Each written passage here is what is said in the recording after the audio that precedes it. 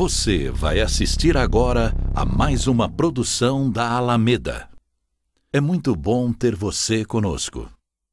Hoje estão conosco Arte e Vídeo, Bourbon, Inteleto, KLP, Lefiti, Locabem, Pense numa Notícia, Pesquisa na Hora. Olá, estamos iniciando agora a quarta live do projeto Alameda Lives. Hoje nós vamos fazer mais uma conexão internacional, desta vez com a Holanda. E a gente já começa dando boa tarde ao meu amigo Alan Assunção, executivo de Finanças e Saúde, que está conosco para mais essa live. Olá, Alan. Boa tarde, Geraldo. Boa tarde aos nossos amigos que estão nos ouvindo, nos assistindo. É uma honra mais uma vez estar aqui. Muito ansioso aí para conhecer mais um pedacinho das reações da Europa, como é que está essa atualidade lá, esse bate-papo que a gente costuma ter aqui, bem livre sobre as atualidades. Muito animado. Mais uma vez, obrigado a todos. Mestre em Economia, vive em Amsterdã, atua na área de saúde desde 2002. Trabalha como pesquisador e consultor em foco em inovação e gestão de mudanças em saúde. Diretor da Valorange, plataforma holandesa brasileira criada para desenvolver sistemas de saúde mais sustentáveis, conectando as expertises dos dois países em projetos de transformação de saúde. É um amigo querido que já morou no Brasil. Boa tarde, meu querido Michiel Kortster. Boa noite aí para você, que já são 10 da noite, mas estamos aqui, um prazer enorme receber você aqui na Alameda Lives. Boa tarde, Geraldo. Boa tarde, Alain. É um grande prazer estar aqui com vocês. É sempre um grande prazer trabalhar juntos com os brasileiros. E estou muito ansioso para ter essa conversa hoje com vocês. E eu já começo, Michiel, com a primeira pergunta. Como é que a Holanda enfrentou essa crise da pandemia do Covid-19 e qual foi o impacto desse enfrentamento, como foi o resultado na saúde, no sistema de saúde holandês? Primeiramente, deixa muito claro, a Holanda é um país muito pequeno, com 17 milhões de habitantes. Então, a grande cidade de São Paulo já é muito maior que a Holanda. Eu acho que um pouquinho para, talvez, um fim temporário da pandemia de Covid. Aqui na Holanda, uns 50 mil pessoas tiveram o vírus, 6 mil pessoas faleceram, e ainda temos mais ou menos 60, 70 novos casos por dia, pessoas que são testados positivos. E passamos por mais que 11 mil internações, mas felizmente hoje tem muitas poucas internações novas. Hoje tivemos 2. E ainda temos uns 180 pessoas internadas, de quais 30 na UTI. E a taxa de reprodução, a taxa de contaminação, fica muito, mas menos que 1, que significa que a contaminação está diminuindo. E a partir do 1º de julho, temos bastante liberações de todas as medidas que foram prendidas. Então, a foco da Holanda muda um pouquinho neste respeito. Inicialmente, a preocupação era mais garantir uma suficiente capacidade nos hospitais, especialmente nos UTIs, para diminuir a curva e para acertar que as pessoas tem acesso aos cuidados de saúde. Segunda política era mais prevenção, da disseminação e proteger as pessoas mais vulneráveis. Com as políticas de manter esse distanciamento de 1,5 metro, lavar as mãos, as coisas conhecidas. E na Holanda nós chamamos isso, vamos fazer um intelligent lockdown.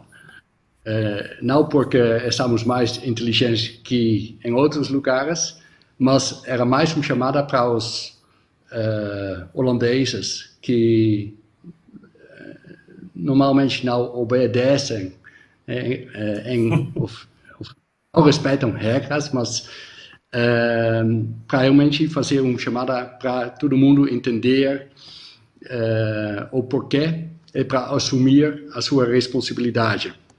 E agora as políticas mudam muito mais para um cenário de monitorar onde tem realmente os núcleos de contaminação, isolar esses grupos, colocar os grupos em casa para diminuir o impacto do vírus. Mas, entretanto, vamos para uma sociedade com os restaurantes abertos, ainda com essa distância, as academias reabriram, podemos viajar dentro de Europa. Então vamos voltar ao, entre aspas, ao normal, ao novo normal. Ok. Alan?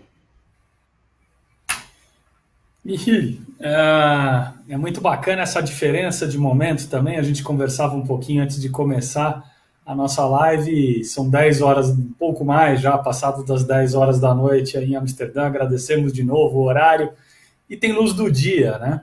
Então são coisas que a gente não experimenta e a gente não conhece. Gostei que você comentou do povo holandês aí não seguir tanto as orientações. Imagina aqui no Brasil. Como é que é essa diferença entre o que se percebe na saúde, e até se puder explicar um pouquinho para o nosso público, essa questão de saúde pública e privada, porque a gente vê muita diferença de postura até das pessoas quando estão com acesso à saúde privada e quando não têm acesso à saúde privada aqui no Brasil. Como é que é essa visão aí para vocês, Michi? Na verdade, temos um sistema único na Holanda. O sistema segue os princípios de um sistema. O sistema não é público, mas os princípios de ter acesso para todo mundo, de uma boa qualidade, etc. Isso são os objetivos, os pilares do sistema. Mas o sistema também inclui parceiros privados. Então, cidadão escolhe seu plano de saúde. Todo mundo na Holanda tem a obrigação de ter um plano de saúde. E daí ele pode escolher o prestador de serviços de preferência. Então, tanto o plano de saúde quanto o prestador de serviços, seja um médico geral, seja um hospital, na verdade deveria competir um pouquinho para ter o favor do cidadão. Então tem um tipo de competição, mas também ao mesmo tempo tem colaboração entre os stakeholders.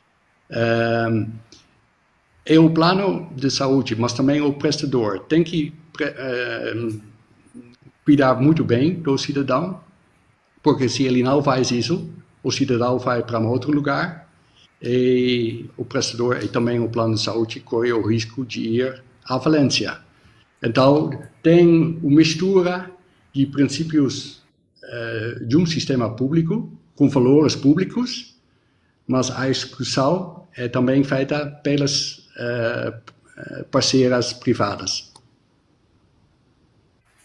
Michele, você participou de estudos e projetos para a implantação desse novo modelo de saúde holandês que está em vigor. Eu queria que você contasse um pouquinho para a gente como é esse sistema de saúde holandês hoje, que já começa, inclusive, a servir de modelo para outros países da Europa.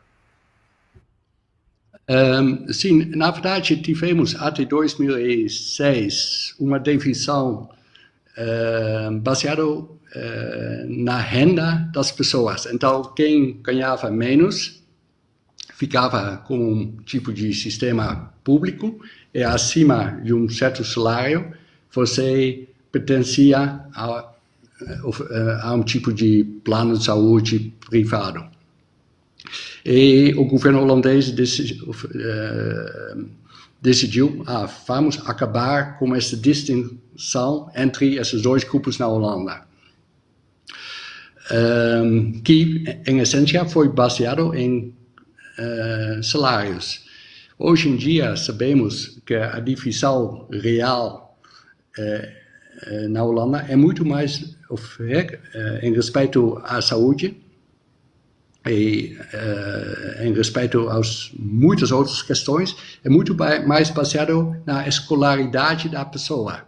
Então, quem tive a oportunidade de estudar, ir para a faculdade, etc., na prática, lê realmente outras notícias, outros jornais, faz outras coisas na vida. E também, hoje em dia, estamos bem conscientes que, por exemplo, em políticas de prevenção, promoção, que é muito essencial de atingir os dois grupos e diminuir este gap entre os dois grupos, nesse momento muito mais baseado na escolaridade das pessoas. Mas em 2006 resolvemos ter um sistema de saúde, como falado, esse tipo de managed competição gerenciada, como expliquei antes. E daí os planos de saúde e também os prestadores procuram juntos, e outro ator importante aqui também é o governo e o mundo de pesquisa, ciência, etc. Com esses stakeholders dentro do sistema de saúde, procuramos jeitos, abordagens para criar maiores resultados em termos de outcomes, em termos de experiências de pacientes e para atingir menos custos no sistema. Como vocês também conhecem, essa AAA, saúde populacional. E olhando para trás, a partir de 2006, nós na Holanda tentamos desenvolver políticas. E no início foi muito mais um jogo para se conhecer, para se confiar entre todos os stakeholders. Mas a Holanda tem uma tradição de também colaboração. Em 53 tivemos uma inundação no sul da Holanda e 2.000 pessoas faleceram nesta inundação. E foi um momento que foi criado uma colaboração muito firme entre governo, as empresas, institutos de conhecimento para lidar com este problema muito da Holanda. Outro nome da Holanda é os Países Baixos. A metade do país fica abaixo do nível do mar. E por juntar esses esforços, o que foi chamado o Triple Helix, e se você inclui o cidadão, chamada o Quadruple Helix, tentamos resolver os problemas mais complexos, mais resistentes na sociedade. E esta abordagem é aplicada hoje em dia também na área de saúde. Ok. Nós passamos... Alan? Perfeito, isso é muito bacana, esse engajamento, né, vamos chamar assim. Acho que ele vem também, Michel, provavelmente de uma construção de integração de dados, para vocês poderem entender as ações, né, como você comentou, esse aprendizado deve ter sido muito pautado em dados. Eu queria que você comentasse um pouquinho de como é que é essa tratativa aí na Holanda sobre os dados de saúde, como é que vocês colaboram, principalmente, ao invés de ter a competição, como você bem colocou. É muito bacana quando há a colaboração, e eu acho que a pandemia, a nível mundial, traz isso também. A gente vê muito mais notícias de empresas colaborando, acho que tem um caminho muito maior ainda para seguir, mas a colaboração deve ter sido muito interessante nessa integração de dados. Como é que é isso aí? Eu acho que percebemos neste momento de crise quanto muitas inovações tecnológicas, quanto inovações sociais. Então, adotamos outros modelos de lidar com problemas complexos. Então, quando eu olho um pouquinho para trás, durante esse período de Covid, primeiramente percebemos uma grande solidariedade dentro da sociedade, que cresceu enorme. De repente, os políticos acabaram de disputar sobre questões triviais. Pesquisadores começaram a colaborar e disseminar pesquisas em andamento, compartilhar os resultados já antes de peer reviews, etc. Somente para acelerar tudo.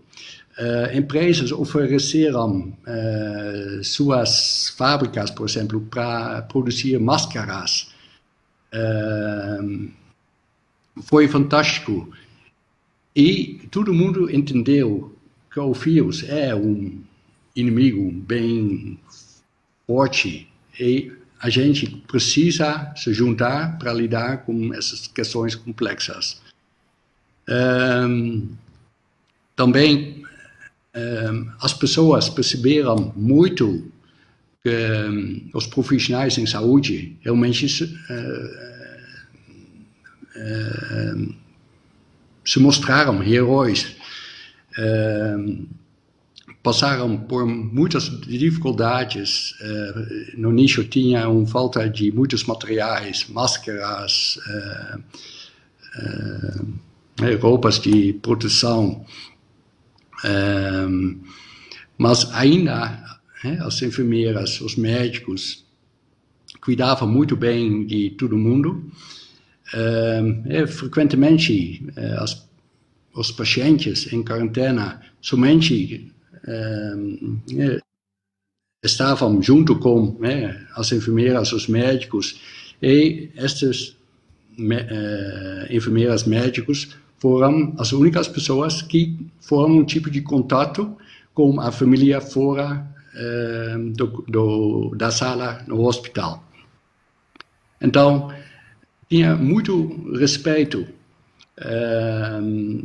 tinha uma percepção. Frequentemente todo mundo está falando sobre esses salários em saúde que não são tão altos, e ao mesmo tempo essas pessoas fizeram tudo o que foi necessário como risco para a própria vida. Então, eu acho que isso foi fantástico e deu uma aproximação bem firme.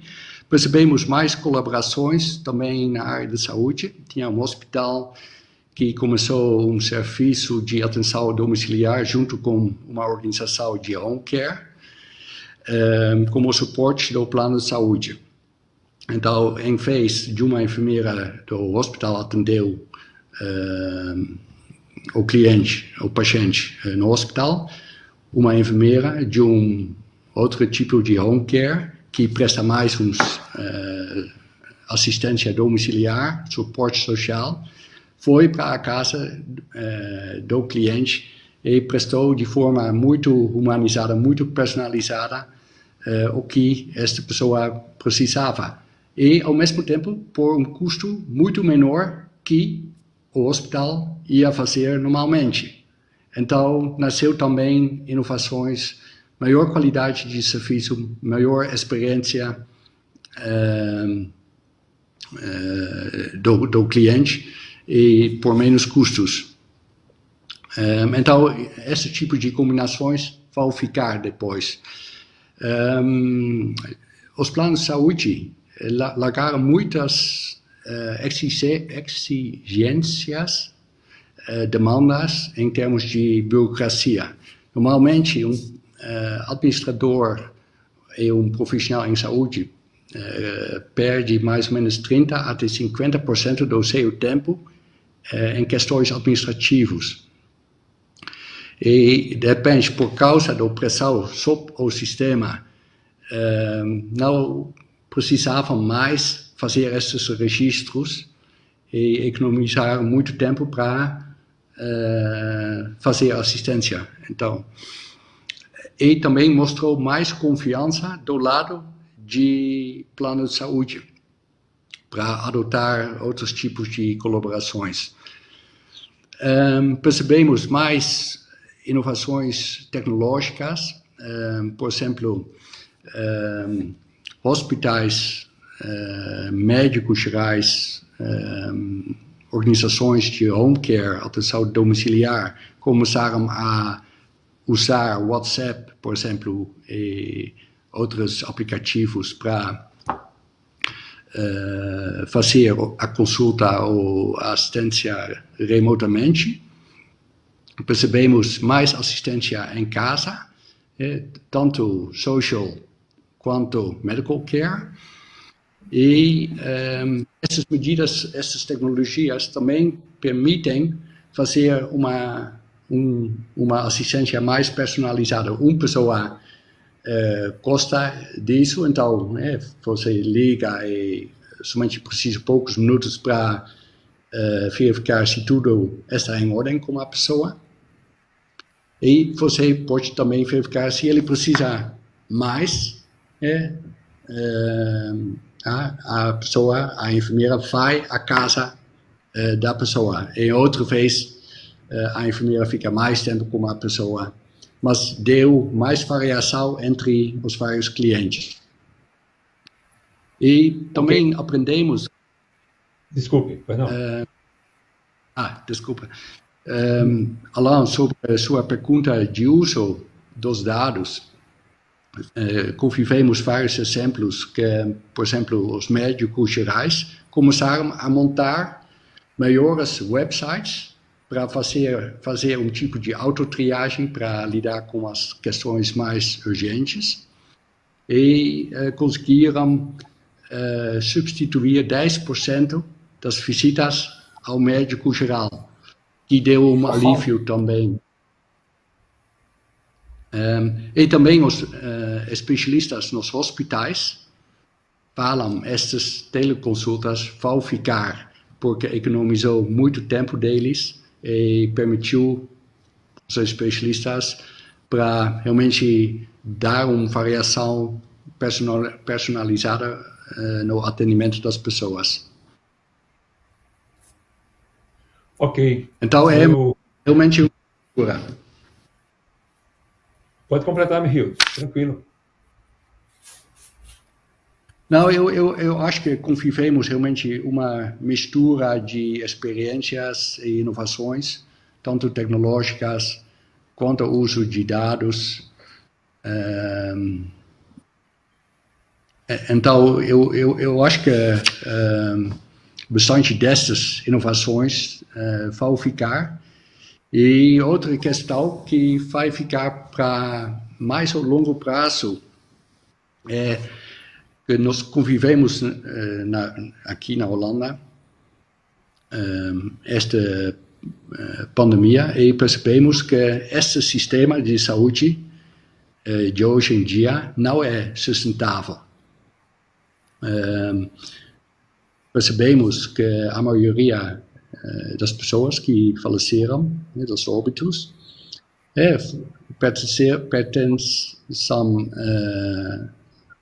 às pessoas da terceira idade, acima de 80 anos, mas também foi observado que 80% das pessoas na UTI estavam com sobrepeso.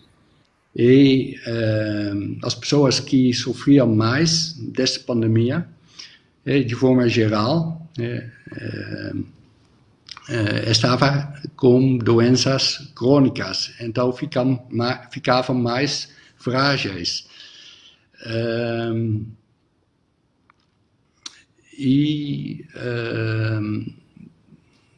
Lidar com essas grande demanda também dá um custo enorme, e o que emergiu foi uma conscientização da importância para realmente mudar um pouquinho o foco de tratar doenças para manter a saúde. Sabemos hoje que, falando sobre o que determina sua saúde, 50% da sua saúde tem a ver com onde você vive, seu ambiente, seu estilo de vida, saudável, você move, como você se alimenta. 30% mais ou menos tem a ver com fatores genéticos, e somente 20% tem a ver com a qualidade do sistema de saúde, ou seja, os institutos, etc. E frequentemente o foco em saúde é muito, o foco do setor de saúde é muito realmente no setor de saúde e suas instituições. Mas conhecendo esses determinantes de saúde, imagina, você tem uma chance muito maior para melhorar sua saúde fora do setor de saúde, no seu dia a dia, mover mais, viver numa cidade com um ar limpo, etc. Então, por isso é muito interessante pensar mais amplo sobre saúde, não somente como foco do setor de saúde, e por outro lado, claro, temos possibilidade de inovar na assistência. Ok, eu vou pedir licença, a gente vai fazer um pequeno intervalo e voltamos daqui a pouco. Até já.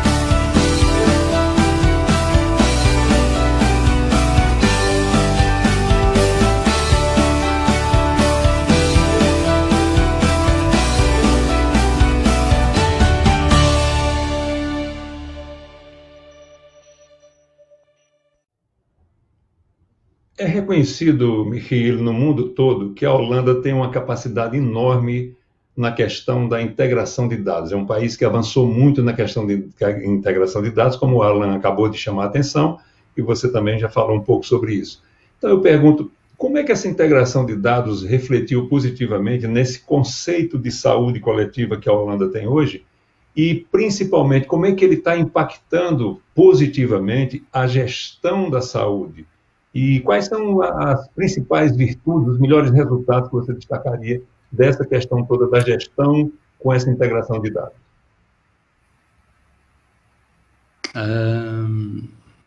Claro, tudo o que é feito no setor de saúde é baseado em dados.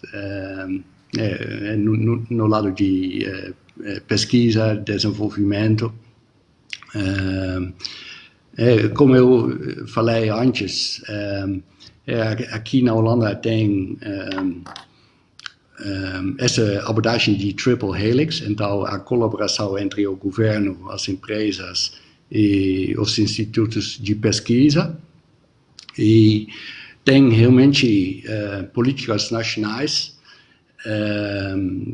que são juntados, o que é chamado no top sector. Então tem 10 tópicos principais para o governo holandês, mais ou menos, e life sciences e saúde. Saúde e ciências da vida é uma dessas. E lá, Big Data, o uso de dados é, com certeza, um ponto focal. Como usar artificiência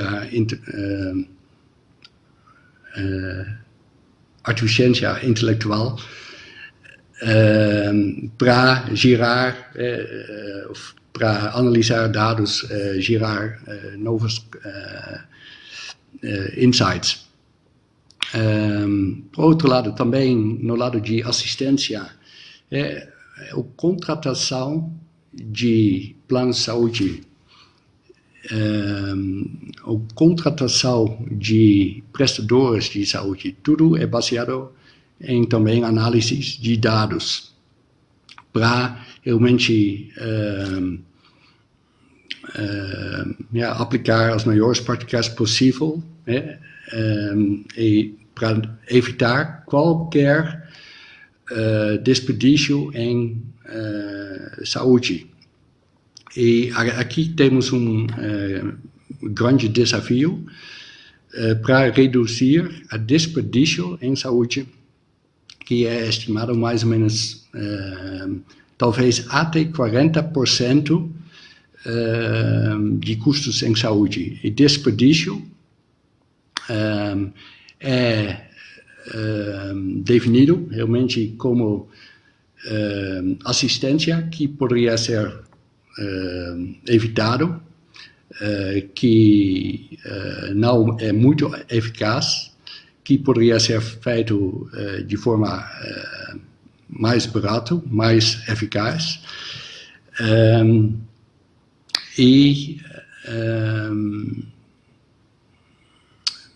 procuramos constantemente para outras abordagens para, num lado, melhorar os resultados, outcomes, experiências de pacientes e diminuir os custos.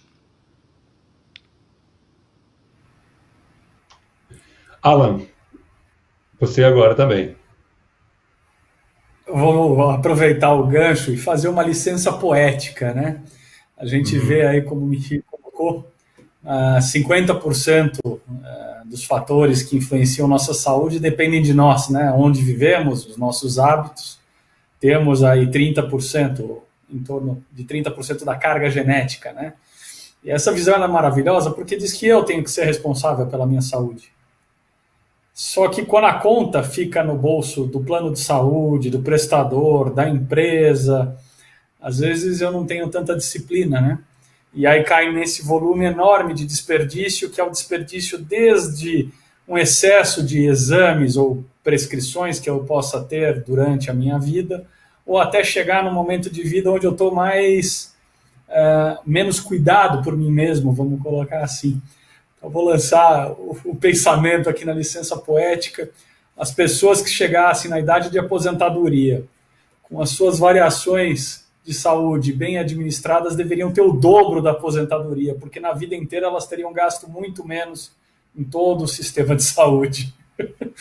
Mas eu gostei dessa visão de alinhar isso com a questão da educação, que é uma coisa que a gente discute aqui. A gente teve a oportunidade de falar com o Balestrin em outra live que a gente fez. o aspecto de saúde ele é fundamental. Ele traz o aculturamento, e essa visão que a gente trata aqui agora com o Covid e essa nova forma de olhar, a minha expectativa pessoal é que cada um de nós olhe um pouquinho mais para si como responsável pela saúde, né? Eu vejo pessoas, às vezes, caminhando aqui de forma aglomerada, em filas, sem máscaras, e elas não se atentam do risco de saúde dela e o que é para a sociedade isso. Então, eu acho muito bacana, a gente percebe aqui no Brasil, Michi, a maior parte dos planos são planos privados contratados por empresas. Existe o Sistema Único de Saúde, que é público, mas o plano privado, e na sua enorme maioria, é contratado por empresas. Na hora que a gente vai olhar isso com um pouquinho mais de profundidade, a gente vê que as pessoas se perdem aí no controle dos dados. Como é que essa mudança de cultura é feita, Michele? Tem alguma experiência aí onde a gente toque o coração das pessoas? Isso é feito apenas em pequenos grupos de controle ou conseguimos aí com uma política um pouco mais ampla olhar para isso? Esse aculturamento, esse ownership de saúde. Sim. Você falou, por causa de sucessos em saúde, nós vivemos mais tempo. Na verdade, por inovações na área de cardiovascular, ganhamos desde a Segunda Guerra Mundial, mais ou menos 70 anos, 75 anos, ganhamos 10 anos em nossa vida, por causa de inovações frequentemente tecnológicas. Então, pacemakers, stents, etc. E os tratamentos melhoraram, então isso foi um bom sucesso. O que aconteceu aqui na Holanda, temos agora um problema com a aposentadoria das pessoas, porque o sistema foi inventado para chegar a uma idade que ficava 10 anos menor. Menos. Então, isso deu um problema de luxo. E a questão é realmente como viver mais tempo com saúde. Se você está com saúde, você consegue participar na sociedade, você consegue viver na sua região, no seu bairro, junto com seus amigos, família, etc. E você também pode ser bem produtivo no sentido econômico.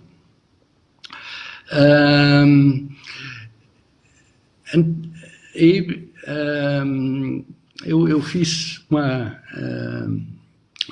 pesquisa há 2 anos, mais ou menos, como um hospital acadêmico aqui na Holanda, e elas começaram a fazer um teste com outro tipo de prevenção. Foi um tipo de prevenção de tratamentos cardiovascular, e o que foi a ideia?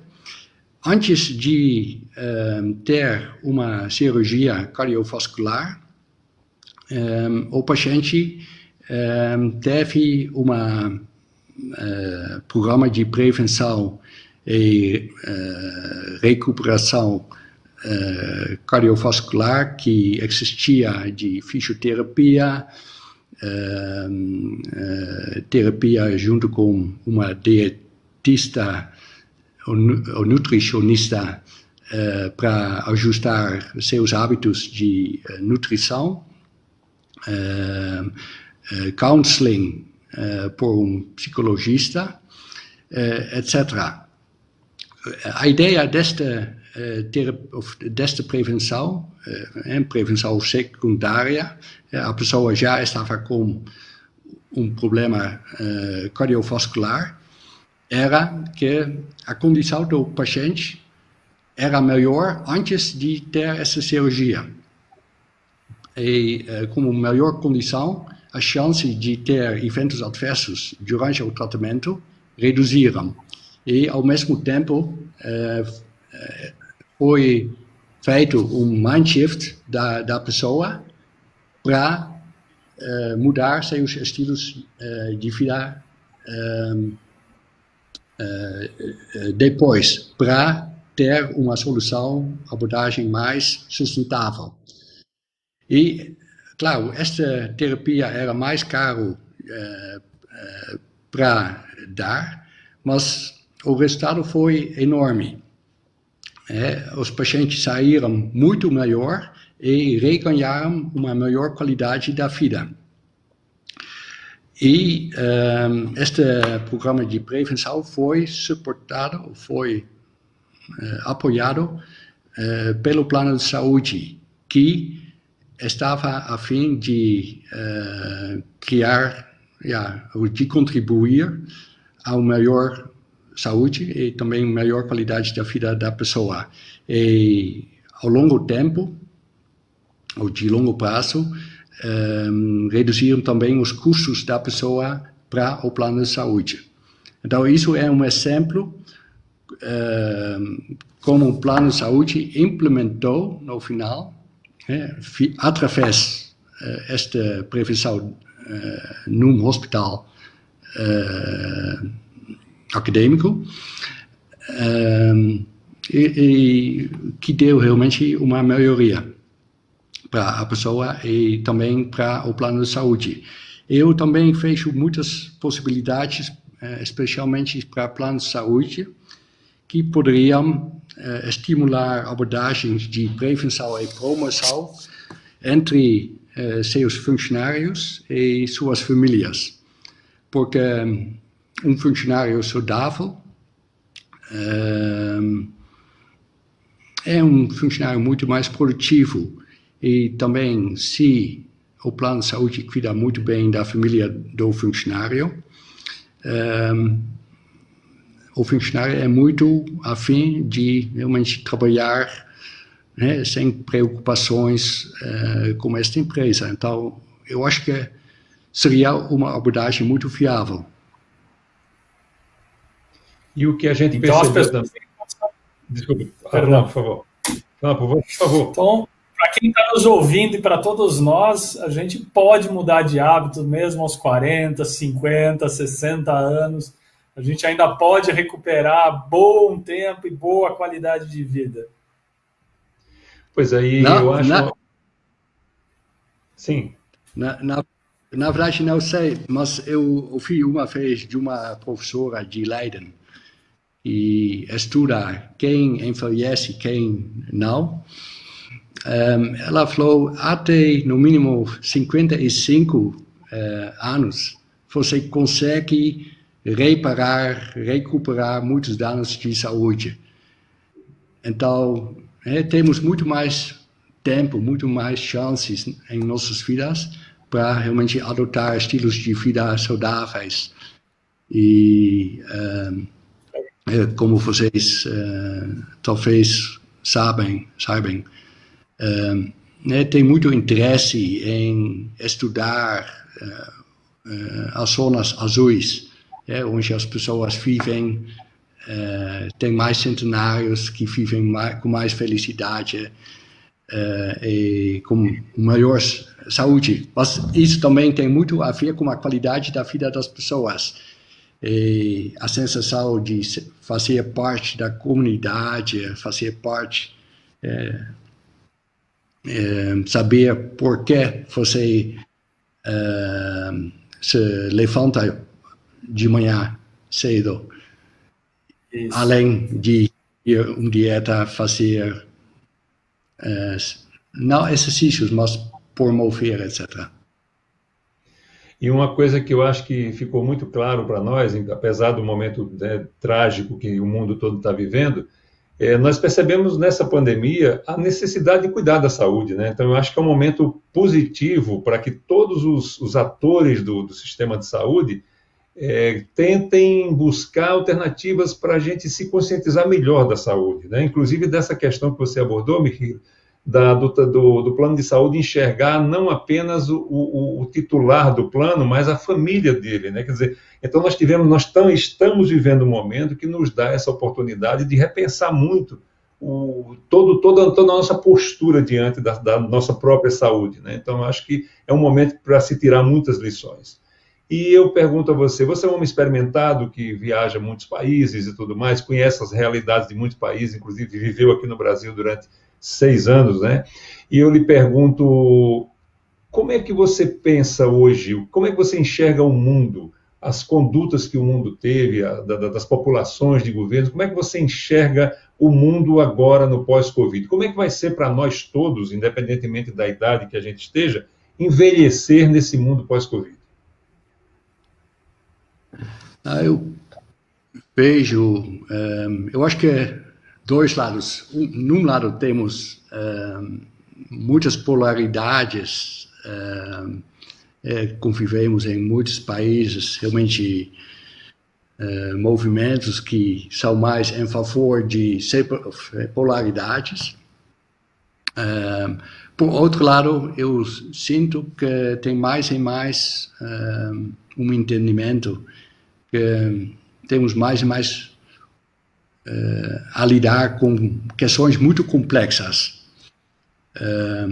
Esta pandemia de Covid é uma questão muito complexa, questões de sustentabilidade, meio ambiente, como podemos cuidar do nosso planeta e das pessoas, é muito complexa. Também o sistema de saúde em questão complexa. Então, eu acho que estamos entrando também em um momento que não tem resposta simples. Uma característica de questões complexas é que tem muitos atores e fatores que cada um tem um impacto no resultado do sistema. Todo mundo, todos os atores, todos os fatores têm um impacto no que acontece. E a gente ainda não sabe como lidar bom com isso. E precisamos aprender mais e mais o que funciona nesta situação. E um jeito para abordar é fazer mais o que funciona e fazer menos o que não funciona. E assim nós precisamos aprender e refocar os nossos esforços para lidar com essas questões de complexidades. Então, eu acho que esses são dois movimentos. E especificamente em questões de sustentabilidade, eu acho que não temos uma outra abordagem de não lidar com essas questões complexas, porque se a gente não lida com os desafios, a vida vai piorar muito. Alan. É isso, né? Eu acho que a gente experimenta aí uma situação, principalmente por conta do isolamento social. Não se pode ir à academia, para quem gosta de academia. Não se pode andar na rua para quem gostava da sua caminhada. E quantos de nós ficamos em casa e fizemos algum exercício, né? Então, acho que tem esse aspecto cultural, individual, ele permeia e constrói o que é a sociedade, né? Aqui, sem dúvida nenhuma, um país com uma dimensão continental, com diversas estruturas diferentes, a gente pode e tem contato aí com pessoas quase que em todos os estados do país, e a gente percebe alguns estados com uma estrutura um pouco mais sofisticada e que teve o seu grande impacto, e estados menos estruturados com um impacto que daí você fala, poxa, isso é falta de dados, é falta de identificação, ou é falta do próprio cuidado, né? E há uma questão dessa situação do COVID, do assintomático. Então, ter números precisos, e aí eu estou com o Michiel, tudo isso tem que ser, faz parte de um estudo, não existe uma flecha certeira, uma solução única para todos os casos, e evolui muito, a tecnologia ela vem evoluindo muito, né? Hoje a gente fica muito mais tempo à frente de um computador do que uma televisão, e a preocupação dos meus pais quando eu era pequeno é que eu ficasse muito tempo na frente da TV. Hoje a preocupação é com os meus filhos que ficam mais tempo à frente do celular e nem tanto do computador, porque o celular hoje tem quase tudo. E cada vez menos a gente olha para nós mesmos, né? A gente olha muito para fora e a sociedade olha muito para fora esperando essas respostas. Então eu faço meus votos para que haja sim esse sentido de união, que haja sim essa percepção colaborativa entre as pessoas, não só entre empresas e instituições, mas que as pessoas possam se unir para que tenha esse resultado da vida feliz, né? A sociedade ela carece de felicidade, a felicidade é um fator preponderante de saúde, o Michiel bem falou, é a gente chegar numa idade avançada com alegria, se sentir pertencendo ao ambiente que estamos, e nós somos responsáveis por essa construção. Então, a construção aí de saúde não é dos outros só, e sim de todos esses players. Eu gosto dessa visão, Michiel, de quando há, sim, a integração dos quatro, incluindo a sociedade, as pessoas, né? Não é uma entidade intangível. São as pessoas, a gente olhando para isso. Muito bem, e já estamos caminhando para o final da nossa live, infelizmente, né? As coisas boas, os bons prazeres são sempre muito rápidos, transcorrem muito rapidamente. Michiel, a gente sempre pede aqui para o nosso convidado especial, que hoje é você, dar alguma dica cultural para as pessoas que estão nos vendo. Então, por favor, quais são suas dicas culturais? Nou, gostaria de passar duas dicas culturais. Seria o Museu Inhotim, em Minas Gerais. E a outra dica seria o Banksy. Porque esses dois, Banksy, eu acho que é uma artista fantástica, na verdade ninguém sabe quem ele é, mas cada vez ele consegue realmente deixar as pessoas refletir sobre o que está acontecendo no mundo. Na foto vimos tanto este lado de manifestações, por outro lado, a menina que estava brincando com a bonequinha, sendo a herói de saúde neste momento de Covid. Inhotim é um museu com muita riqueza, natureza fantástica, uma coleção de artes que incentivam alguém a se perguntar muito sobre o porquê de muitas coisas na sociedade hoje em dia. E é muito bem feito. Pois é, o Instituto Inhotim, ele fica na cidade de Brumadinho, em Minas Gerais, a cerca de 1h15 de distância de Belo Horizonte, né? E o que se diz, as pessoas que conhecem dizem que tem uma experiência única, né, em vivenciar a arte, a arte, a natureza e a arquitetura juntas, propiciando uma experiência extraordinária, né? E o Banksy que você trouxe para nós é um sujeito nascido em Bristol, na Inglaterra, né? Supõe-se que ele nasceu entre 1974 e 1975, como você disse, é um sujeito extremamente misterioso, ninguém nunca viu, apesar dele também ser diretor de cinema, por incrível que pareça, e tem obras, ganhou inclusive, foi indicado a Oscar em filmes com o Festival Sundance, e ele usa muito a técnica do stencil, e essas obras a gente viu aí, né? Quer dizer, ele é um soldado jogando flores, é um mural que está naquela divisa difícil entre Israel e Palestina, né? E a menina vangloriando aí a sua heroína, a enfermeira, né? Então, e por incrível que pareça, o Banksy está em muitas cidades do mundo, apesar de ser incógnito, e até em alguns museus. Bom, gente, Michiel, eu quero lhe agradecer muito por você ter nos atendido. São 11 horas da noite quase na Holanda aí, você está, né, o seu dia pesado de trabalho.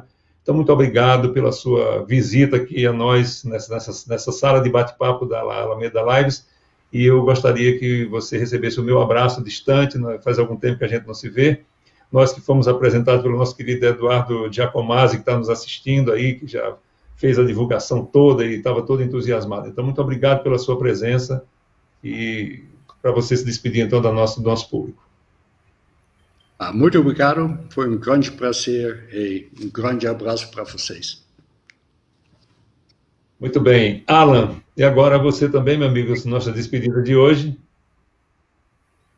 Eu agradeço mais uma vez a honra. Michiel, muito obrigado aí pelo grande bate-papo, grande aula, um momento aí para a gente repensar algumas coisas. Eu agradeço, Heraldo, mais uma vez, obrigado.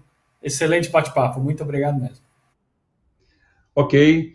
Semana que vem, segunda-feira, 5 da tarde, nós estaremos de novo aqui, dessa vez com a Alameda Lives número 5, e vamos entrevistar, vamos receber, vamos conversar com uma pessoa que é um dos grandes nomes da saúde brasileira, a doutora Lídia Abdala, presidente do Sabin.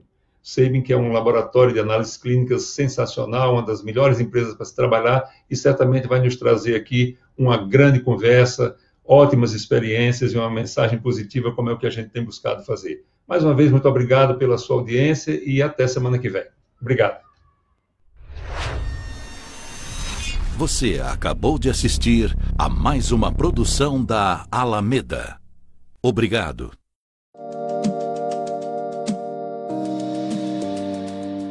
No início, nem tudo faz sentido, mas nós vamos encontrar o melhor sentido junto com você.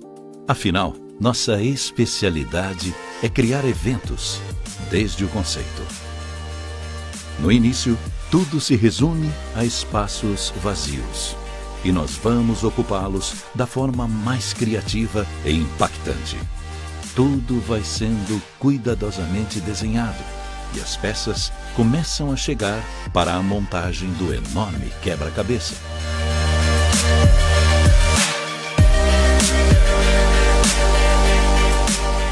Nossos profissionais estão entre os melhores do mercado. São eles que realizam a alquimia de ferramentas, tecnologias e equipamentos de última geração, com atenção aos mínimos detalhes e agilidade na execução dos cronogramas.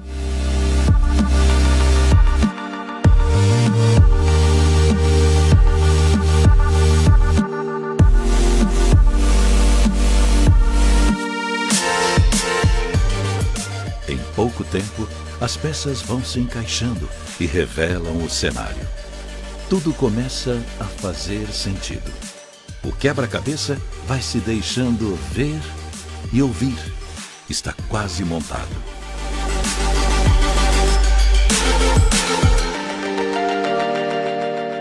Nós sabemos que seu evento é único.